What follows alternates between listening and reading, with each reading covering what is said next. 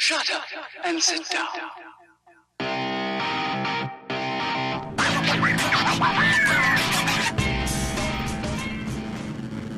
What's up, squids? This is Resolute Kraken. Hey, I just picked up MXGP Pro for, it was on sale, and I think if you check on Xbox, it's on sale for like $11 or $12 or something. I wanted to take a look at this game. Personally, I had skipped it, and I hadn't played an MXGP game since MXGP 2. I skipped 3. I was a little busy last. I just didn't feel like playing it. Then when Monster Hunter Supercross came out, I got that, of course. This game was released June 29th of 2018 on Steam for PC. It has mixed reviews. This game was billed as, pro physics, and, it's supposed to be harder and this and that.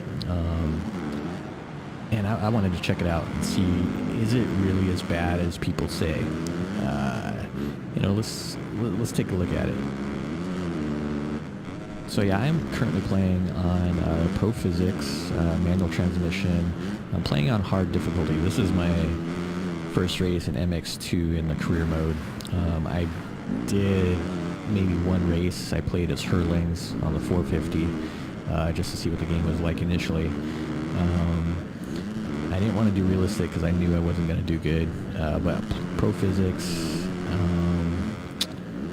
manual transmission, and then that locks you with Pro Physics. It locks you out of the joint brakes, so you have to independent brakes on both of them. And most people's complaints about this was it seemed like a throttle control simulator.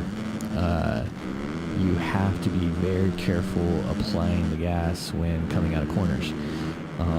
I found that to be true. I, like right there, see, I got on the gas a little too much, and I've done that so many times. So my recent experience, I've been playing a lot of Monster Hunter Supercross the Game too. I believe, that game was released after this one, of course, so they probably used what they learned in this game, applied it to Supercross 2 and made some tweaks to it. So we all know that between Supercross 1 and 2, the physics changed a little bit, how you had to corner, etc. I think, coming from 2, which I think, it took a little while to get used to the physics, but once you got going on it, it's second nature again. But the casing jumps and crashing, that's, everybody got used to that in Monster Hunter Supercross 2. In here, it happens also. You case the front face of a jump, you're down.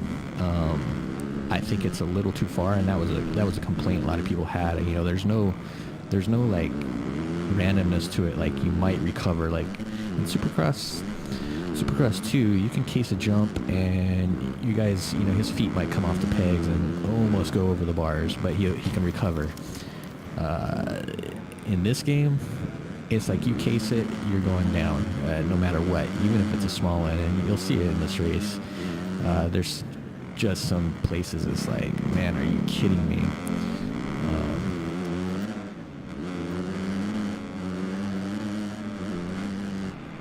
Yeah, so I'm getting worked a little bit by these AI in this race. I'm doing a little terrible because I did spin out. It was around these, especially these flat corners.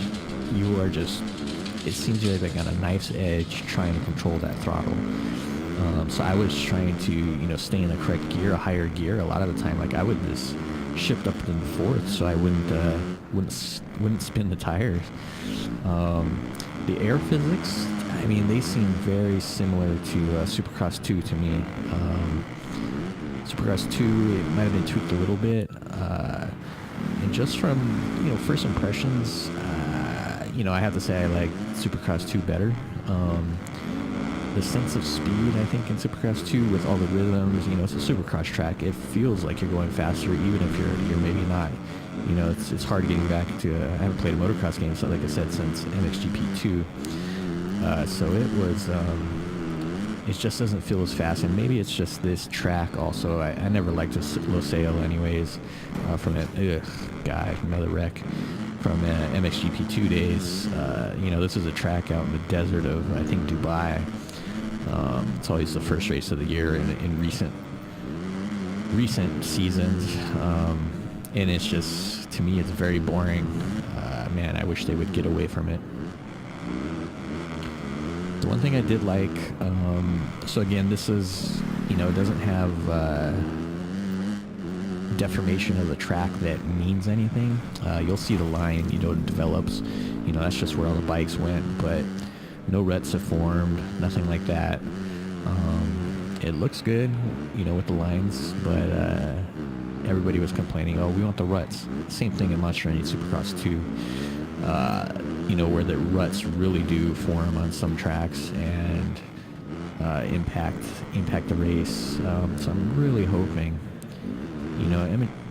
Supercross 2, they had said, oh yeah, their terrain deformation is going to be big. Yeah, it wasn't anything. It's just visual. So let's hope that in their next version of MXGP, so they have the teaser trailer out. They posted that on Twitter. And if you didn't see my mockumentary teaser trailer that I created, take a look at it in the link above. But they, they're teasing something. That right there, that jump, I did not jump any farther than that AI bike. I was angled so I would land both wheels on the face of that jump. Crash every single time right there. So there's a couple places on this track. This one too, if you over jump this one, crash every time in the face of that. And that jump isn't even that steep. We're not talking Supercross jumps here. It's very small. That was very frustrating. So I could see why people give it a negative review for that. But saying that, I think you can learn to get around that. Just like in Supercross, I mean, you learn not to overjump things. Slower is faster sometimes. Supercross 2 is still fun, in my opinion. I know there's lots of people who have different opinions. Get MX Sim, this and that. Well, I'm not going to get MX Sim probably because it's how old I like good graphics on my modern games. Maybe someday I will try MX Sim just to try it.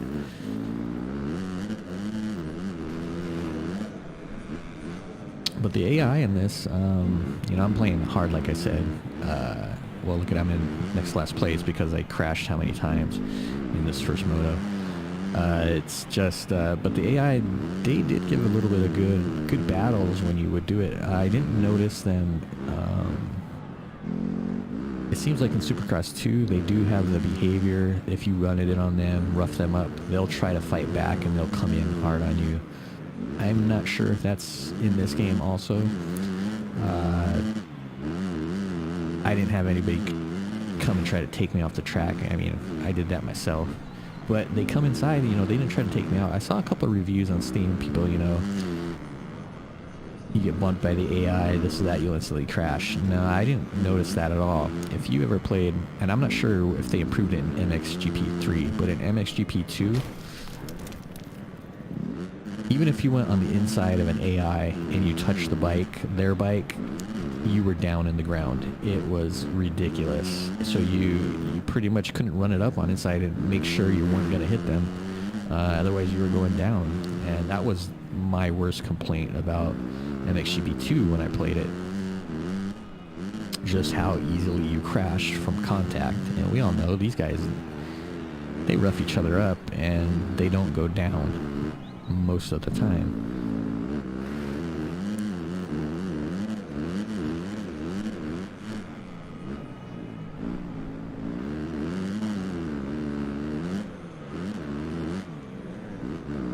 There was a couple places, just like on all the tracks, it seems like from Milestone in Supercross, MXGP, there's some tracks, some spots on each track where the AI is fast and where they are slow.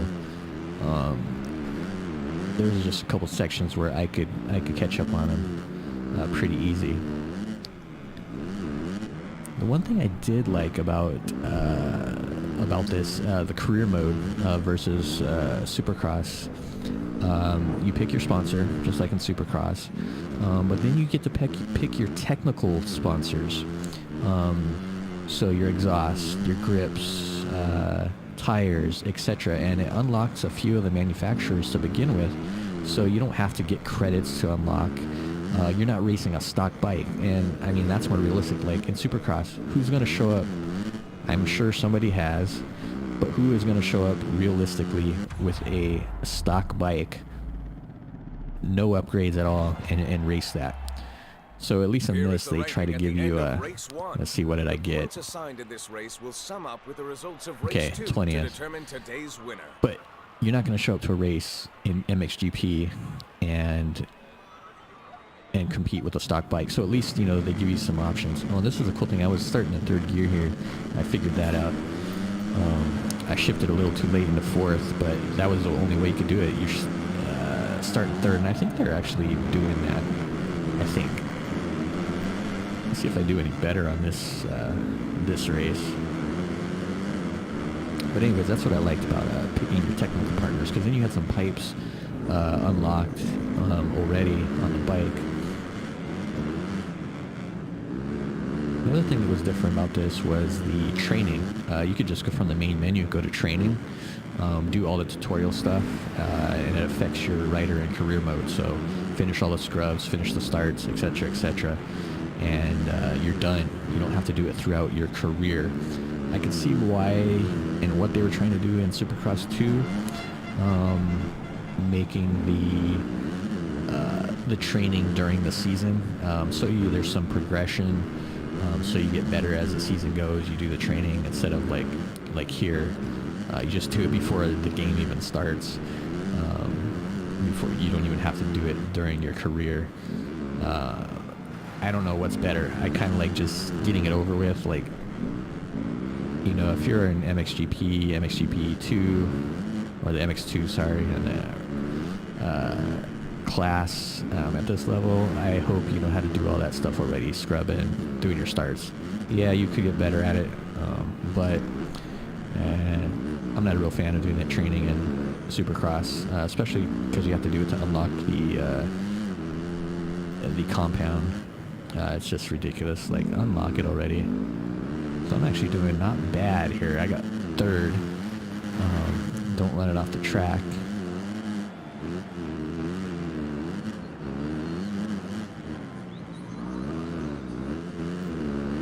Another thing I really didn't like too is it just bothers me from a quality standpoint for this series, and I don't know if MXGP 3 was the same. I can't remember from 2, but the voiceover guy they have doing this, he sounds like he is narrating some fake wildlife documentary. You know, he's like, and the rider is getting ready for race 2, and we'll see if this and that, and it just sounds so ridiculous. Or at least in Supercross, you know, they paid Ralph Shaheen and Jeff Emig, even though they don't talk a lot. It just sounds way better, because I guess, you know, we're used to Ralph Shaheen and stuff, but the MXGP guys, their broadcast, they do have some decent broadcasters that are animated, you know, and bring some excitement to the broadcast. Put those guys in here. Why couldn't they pay them to do that? You know, it's just ridiculous. And I'm sorry, but it's about time that they have live what do you want to say, broadcast commentary. Madden, FIFA, NBA games, hockey games, they have had that feature for so long. I can't even say, you know, for the last 20 years has it been?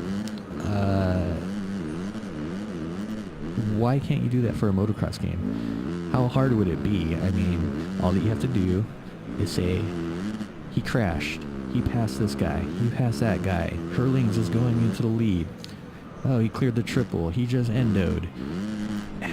Just think of, I mean, get the announcer to say a couple hundred lines, all the people's names, do some nicknames like they do in FIFA and other sports. You know, if you're making a custom rider, they have a set list of nicknames, like, or, you know, surnames, you know, Davis, Jake, John.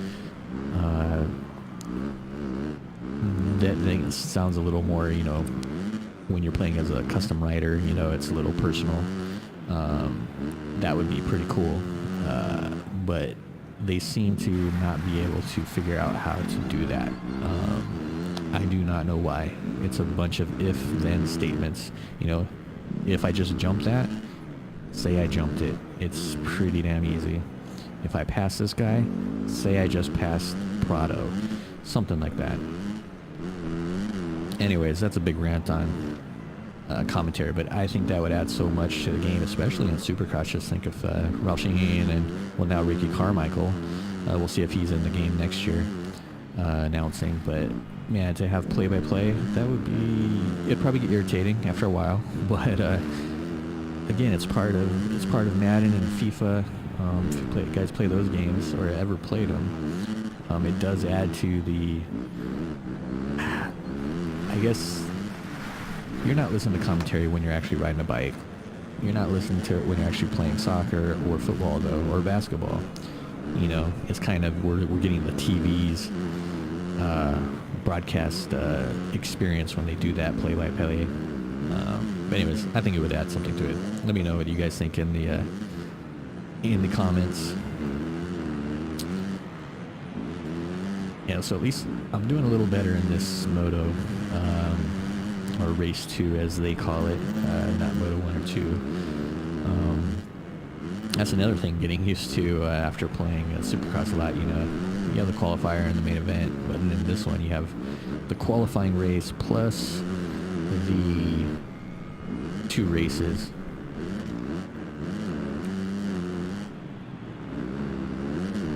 So another Milestone game that's coming out in June is the MotoGP 19. And I'm not sure if you guys saw that, but Milestone has developed an artificial intelligence neural network for the AI. They worked with this other company in Italy that did this type of stuff. So they developed an AI system where the AI can, you know, they did 200,000 laps on each one of the tracks, learning, you know, what's good, what's bad, and then the AI was able to improve by a few seconds and get closer to what a real human playing with a controller could do, and be a lot more adaptive to how you're playing or who's around them. Instead of just whatever their generic AI that they have now. You know, in the Supercross game, it's very evident that they really suck on the start, the first corner. They follow each other down the rhythm lanes. They don't mix up the lines. So I'm hoping, you know, they're applying to that MotoGP game, that they can apply it to the next MXGP game and the next Supercross game next year. That would make a big difference, because a lot of people, they do just play single player against the AI, you know, doing the career or other modes. Because it's a lot more enjoyable sometimes than playing online, where you just have some random guys that doing glitches or whatever to, you know, cheat, or crashing into you. But anyways, we'll see how that goes. I hope it works out. I'll definitely be getting MotoGP 19, and we'll see how it does. And I don't know what I did there, but I just crashed, and man, crashed in the last corner, dropped 3 positions.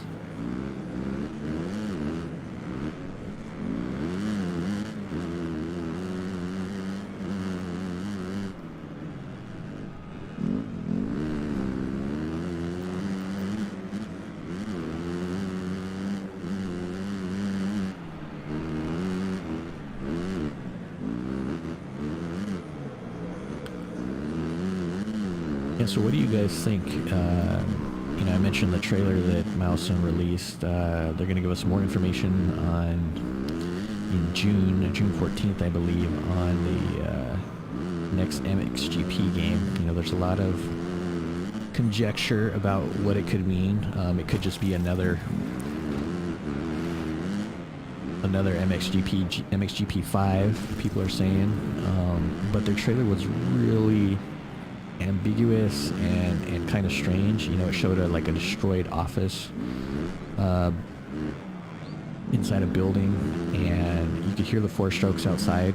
And it, you know, their tagline was "Find a safe place," and some path has been crossed or something like that.